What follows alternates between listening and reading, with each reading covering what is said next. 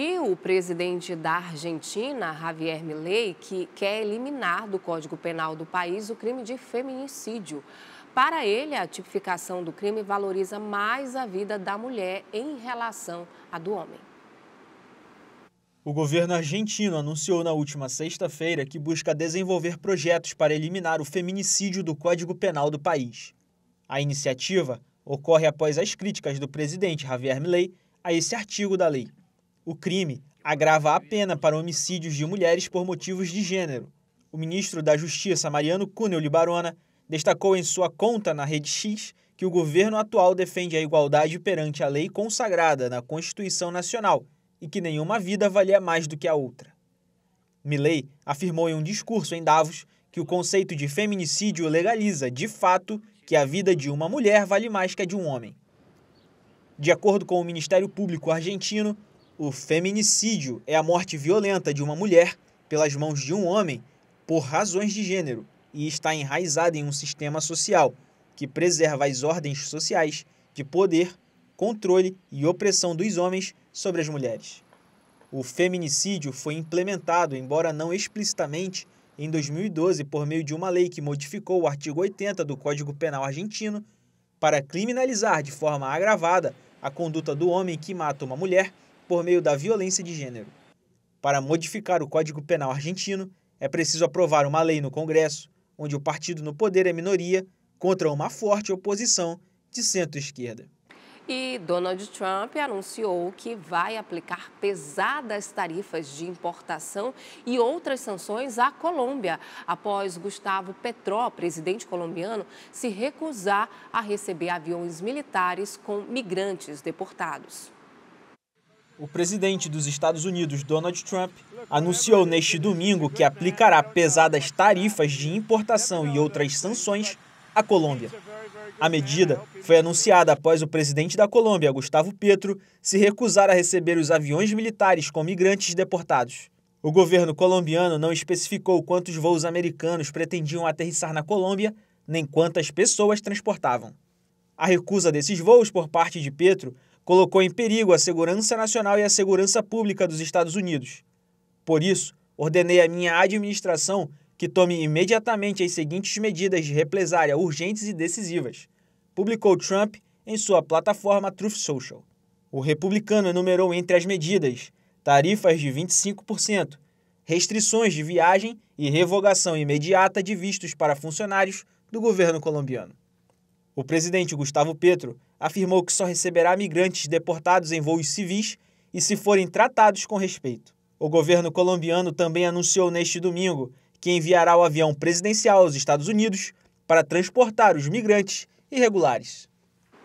E após a declaração de Trump, Gustavo Petro anunciou que a Colômbia taxaria em 25% todos os produtos vindos dos Estados Unidos. Após a decisão, Donald Trump voltou atrás e propôs um acordo entre os países para evitar uma crise diplomática. E agora a gente fala de uma caravana com mais de 1.000 migrantes que partiu do sul do México em direção aos Estados Unidos. A marcha acontece apesar da guerra implacável contra a imigração irregular declarada pelo presidente americano Donald Trump. Alguns dos estrangeiros provenientes de países latino-americanos mantêm a esperança de entrar nos Estados Unidos, mesmo depois de o presidente americano Donald Trump ter desativado um programa que lhes permita obter asilo. Apesar da guerra implacável contra a imigração irregular declarada pelo republicano, uma nova caravana com mais de 5.000 migrantes partiu do sul do México em direção aos Estados Unidos neste fim de semana. O presidente republicano desativou o CPB One, um aplicativo que permitia aos migrantes agendarem entrevistas de asilo antes de se aproximarem da fronteira. Em apenas uma semana no poder, Trump ordenou várias medidas contra a imigração ilegal, incluindo deportações, o envio de milhares de soldados para a fronteira sul e a prisão de 538 pessoas em situação irregular, segundo a Casa Branca. O magnata republicano também reativou o programa Fique no México, que obriga os estrangeiros a esperar a resolução de seus processos migratórios do outro lado da fronteira. E agora a gente fala das notícias internacionais. O presidente Donald Trump visitou estados arrasados por furacões e incêndios no país. Ele criticou os trabalhos de gestão de emergências e ameaçou com a suspensão de ajuda federal quem não seguir as determinações dele.